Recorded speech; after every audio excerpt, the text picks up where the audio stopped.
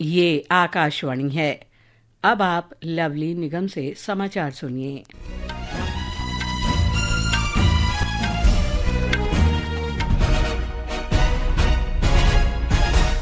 प्रधानमंत्री नरेंद्र मोदी 5 देशों घाना, त्रिनिदाद और टोबैगो, अर्जेंटीना, ब्राजील और नामीबिया की यात्रा पर आज सवेरे रवाना हुए।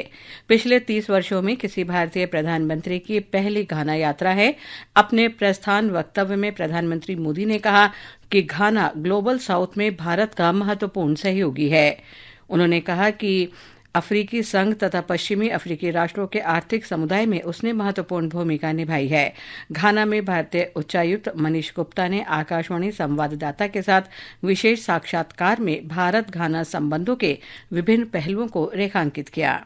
India-Ghana ties, they are quite multifaceted. They are very deep-rooted with a rich historical legacy. We have a very good developmental partnership from this country. This is a very diversified relationship that encompasses all sectors from agriculture to manufacturing to iron and steel to pharmaceuticals to IT. This visit is taking place and we are certainly confident that it is going to take this relationship to the greater heights.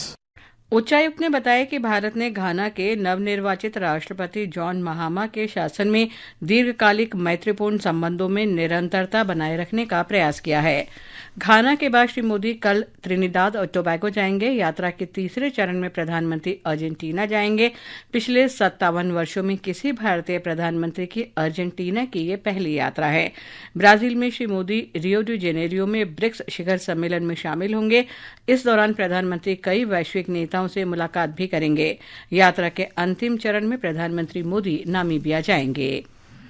Quad संगठन के सदस्य देशों ने पहलगाम आतंकी हमले के दोषियों, षड्यंत्रकर्ताओं और धन उपलब्ध कराने वालों को तुरंत दंडित करने के लिए संयुक्त राष्ट्र के सदस्य देशों से सहयोग करने का आह्वान किया है।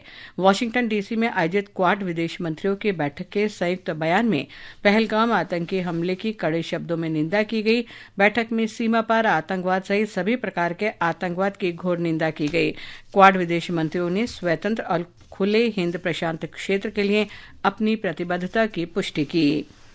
भारतीय आयुर्विज्ञान अनुसंधान परिषद और अखिल भारतीय आयुर्विज्ञान संस्थान ने कहा है कि कोविड के टीकों और युवाओं की अचानक होने वाली मौतों के बीच कोई संबंध नहीं है।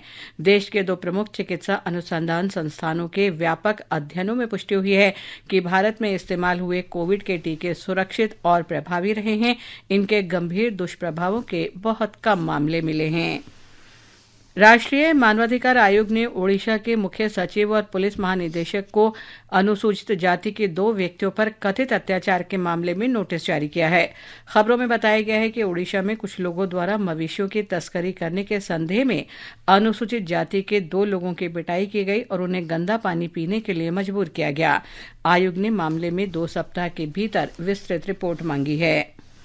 मौसम विभाग ने हिमाचल प्रदेश, उत्तराखंड, उत्तर प्रदेश, मध्य प्रदेश, गुजरात, राजस्थान तथा महाराष्ट्र के कुछ हिस्सों सहित उत्तर और मध्य भारत में बारिश का ऑरेंज अलर्ट जारी किया है। कोंकण, गोवा, मध्य महाराष्ट्र और कुछ स्थानों पर मूसलाधार बारिश की स्थिति रहेगी। पूर्वी भारत के अरुणाचल प्रदेश और ओडिशा में आज इसी तरह का मौसम रहने की संभावना है। वहीं हिमाचल प्रदेश में बारिश जारी है। मानसून के दौरान अब तक बादल फटने, बाढ़ और भूस्खलन की घटनाओं में 51 लोगों की मौत हो चुकी है। कई लोग अब भी लापता हैं। एक रिपोर्ट। हिमाचल प्रदेश का मंडी जिला मानसून की वर्षा से सबसे ज्यादा प्रभावित हुआ है। यहाँ के कई क्षेत्रों में बादल फटने व बाढ़ जैसी घटनाओं से 10 लोगों की मृत्यु हो चुकी है, जबकि 34 लोग लापता हैं। थुनाग उपमंडल में सड़कों की हालत बेहद खराब है, जिससे राहत सामग्री पहुँचाना मुश्किल हो गया है। मंडी के उपायुक्त अपूर्व देवगन ने रक्षा मंत्रालय और भारतीय वायुसेना से आग्रह किया है कि हवाई मार्ग से राशन, दवाइयाँ और अन्य जरूरी सामान प्रभावित क्षेत्रों में भेजा जाए। इस बीच मौसम विभाग ने राज्य के अधिकतर क्षेत्रों में 4 जुलाई तक भारी वर्षा का येलो अलर्ट जारी किया है। रितेश कपूर, आकाशवाणी समाचार, शिमला। भारत और इंग्लैंड के बीच 5 क्रिकेट टेस्ट मैचों की श्रृंखला के दूसरे टेस्ट मैच में आज इंग्लैंड ने टॉस जीतकर गेंदबाजी का फैसला किया है। ताज़ा समाचार मिलने तक बर्मिंघम में भारत ने बिना किसी नुकसान के 14 रन बना लिए हैं। भारत ने अपनी एकादश टीम में 3 बदलाव किए हैं, जबकि इंग्लैंड की टीम ने कोई बदलाव नहीं किया है। इसके साथ ही ये समाचार बुलेटिन समाप्त हुआ।